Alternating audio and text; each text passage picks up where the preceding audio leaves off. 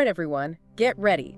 Because today we are diving deep into Rumi's idea that what you seek is seeking you. Oh, that's a good one. Yeah, you know, that quote that everyone loves. Yeah.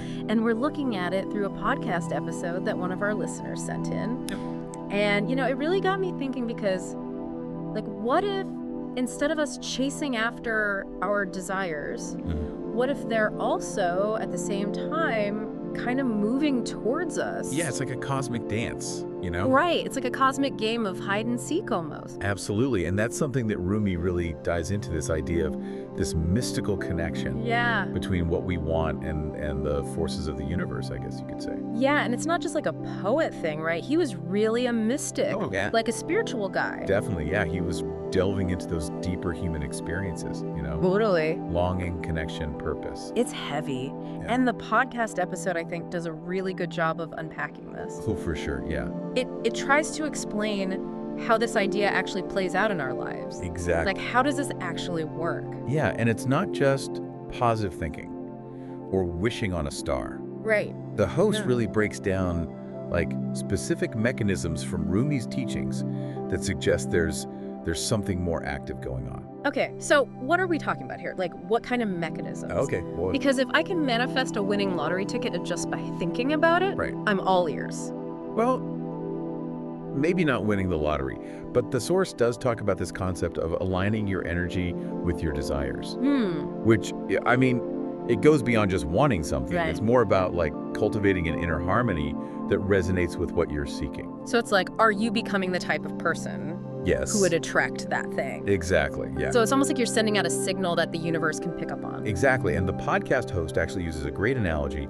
They compare it to tuning a radio to a specific frequency. You know, if you're not on the right frequency, you just get static. Yeah.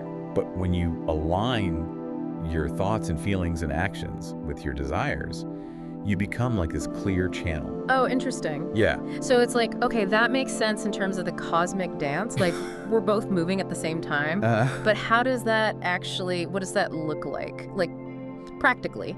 Yeah. So let's say somebody's listening right now. Yeah. And they are thinking about changing their job. They want a new career. Okay. Does that mean they should just, like, quit their job right now and wait for their dream job to just fall into their lap? Well, that's where things get a little tricky. Okay. The podcast host makes it clear that it's not about passive waiting. Okay. It's about, like, actively getting ready to receive what you want, even if you don't know exactly how it's going to show up. So not just quitting your job and meditating on the couch all day? Wow. Maybe some meditation, but yeah, not just that. It's more about taking those aligned actions. So, like, for the career change example, maybe you start taking classes or networking. Okay. Or updating your resume, you know, start taking steps that move you towards your goals. Gotcha. While also trusting that the universe will, like, orchestrate the right opportunities when the time is right.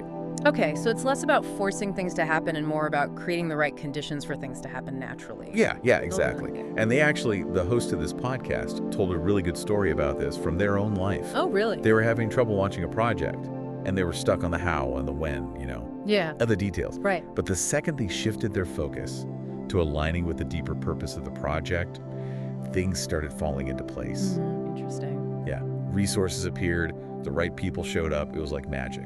So just by aligning with the essence of what they wanted, they kind of, like, became more findable. Exactly. Yeah, it's like the universe was saying, okay, now we're speaking the same language. Let's do this. I love that. Yeah. It's like, oh, now I see you. You know, that actually reminds me of something. I read about, like, the power of intention. Oh, yeah. It wasn't specifically about Rumi or anything, but it was talking about how your thoughts and your emotions, they create a kind of energetic field around you. Right. And that field can, like, attract or repel the things you want. Like, you're broadcasting a signal, whether you're aware of it or not. I like that, and that totally connects with what we're talking about with Rumi, because his work is all about how everything is connected. Yeah. You know, your inner world and the outer world aren't separate, like two sides of the same coin. Right. So if you want to change your external reality, you got to shift your internal state first. So it's not just, like, visualizing, it's like you have to, like, embody it, like, energetically embody it or something. Exactly. And that takes, like, self-awareness. Yeah. You know, being mindful of your thoughts, your beliefs. All that stuff. Yeah, your emotional patterns, because all that stuff, it's constantly shaping your reality, whether you're paying attention to it or not. Okay, that makes sense, but it also sounds like a lot of work. It can be, yeah. Like, how do you even start to shift your energy? Right. Especially if you've been stuck in these, like, negative patterns for a long time. That's where alignment comes in. Okay. Remember how the podcast host was talking about aligning your thoughts, feelings, and actions? Yeah. They actually had some good tips on how to do that. Like what? Well, one thing they emphasized was gratitude. Gratitude. Yeah, I know it sounds kind of basic, but Yeah. they explained that gratitude helps you shift your focus from what you're lacking to what you already have. Yeah. So it's about appreciating the good stuff, which then creates this feeling of abundance. And when you're in that mindset, you're way more likely to attract more good things. So instead of focusing on what's missing, you focus on what's already there. Exactly, it's a mindset shift. Okay. It's about abundance, not scarcity. The podcast host even suggested keeping a gratitude journal. Oh, like write it down. Yeah, write down like 3 things you're grateful for every day. Interesting. Yeah, super simple, but it can be really powerful. You know, that reminds me of something else the podcast host said about trusting the timing of life Oh, yeah. and how sometimes what you want most is already on its way, but you just got to be patient and let it unfold. Yeah, that's a big part of Rumi's teachings, too. Really. Oh, yeah. He talked a lot about surrendering to a higher power, trusting that the universe has a plan, even if we can't see it yet. Okay, but isn't that like giving up control? Yeah. Just letting things happen to you? Not really. Remember, it's Yeah. not about being passive. It's about finding the balance between action and surrender. Yeah, you still got to take action towards your goals, Okay. but you also got to release the need to control every little thing. Okay, that makes sense. So it's not like you're just sitting back and hoping for the best. Right. It's more like you're taking action, but trusting that the universe is like working with you. Exactly. You're co-creating with the universe Oh, I like that. instead of trying to force things to happen on your own, Yeah. which takes, well, it takes faith. It takes trust. Yeah, definitely. Speaking of faith and trust, the podcast host told this really powerful story about a time when they felt lost. Oh, wow. You know, uncertain about the future. They were really looking for some guidance, some direction, but nothing seemed to be working. Yeah. And then one day they came across this Rumi quote, and it, like, changed everything for them. Wow, what was the quote? It was, "Let yourself be silently drawn by the strange pull of what you really love. It will not lead you astray." It was, "Let yourself be silently drawn by the strange pull of what you really love. It will not lead you astray." Wow, that's really powerful. Right? Yeah, and it really gets to the core of what we've been talking about, you know. Trusting that inner voice, that Yeah. intuition, like what really speaks to your soul. And it's not always about having, like, a plan.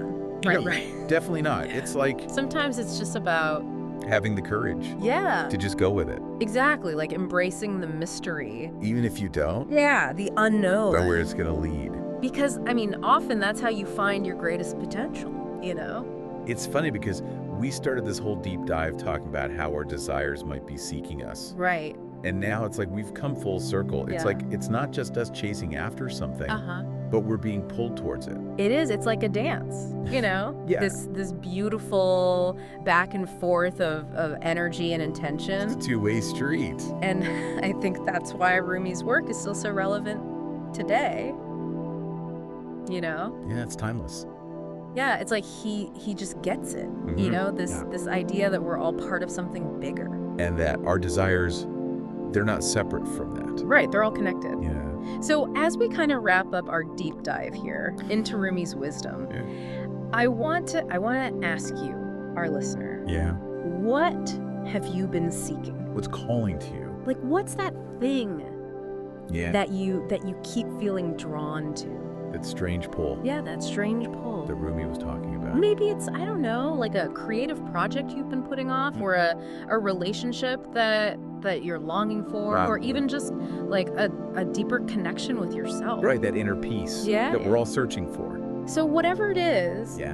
we challenge you to really explore this idea of seeking and being sought. I like that. Right, the two-way street. Yeah. Like, how can you align your thoughts, your feelings, your actions with what you really want? Right, because that's how you start to create that resonance Yeah. with what you're looking for. And how can you trust that the universe is working with you? Even if you can't see the whole picture yet. Even if it's not clear. Yeah. Trust the process. Trust the process. Yeah. And I think maybe the most important question is, Yeah. how can you like allow yourself to be drawn in Right. to that thing, that you love, That you're passionate about. knowing that it won't lead you astray? Exactly. Like that's Rumi's promise. It's a beautiful thought. It is. It's a really beautiful thought. And it's a great way to wrap up this deep dive. It is. Yeah, I feel very inspired. Me too. I don't know about you, but Yeah, absolutely. it makes you want to go out and chase your dreams. Yeah, chase your dreams or let them chase you. Or both. Right. Yeah. Well, thank you so much for joining us on this deep dive into Rumi. It was a pleasure. And until next time, keep seeking, keep trusting, and keep listening to that inner voice Yes, that inner compass that's guiding you on your path. to your true north. That's right. See you next time.